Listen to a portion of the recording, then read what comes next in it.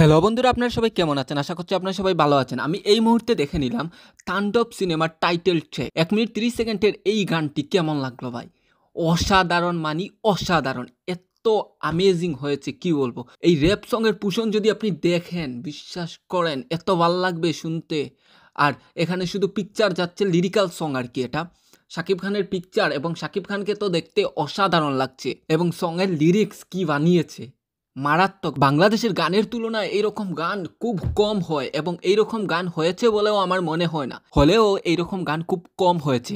গানের লিরিক্সের কথা যদি বলি, লিরিক্স তো মারাত্মক এবং সিফাত কি করেছে, সিফাত আব্দুল্লাহ আবির ভাই অসাধারণ গেয়েছে এবং লিরিকও উনি লিখেছে এবং কম্পোজিশন করেছেন তানভীর আহমেদ এবং ওই দুইজনের কেমিস্ট্রি কি ম্যাচ করেছে ভাই গানটাতে এবং শাকিব খানকে যা লাগছে কি বলবো, একজন পাওয়ারফুল তাণ্ডব যে করবে, পাওয়ারফুল তাণ্ডব কি করতে পারে এটাই এই গানে দেখানো হয়েছে এবং কতটুক পাওয়ারফুল হতে পারে।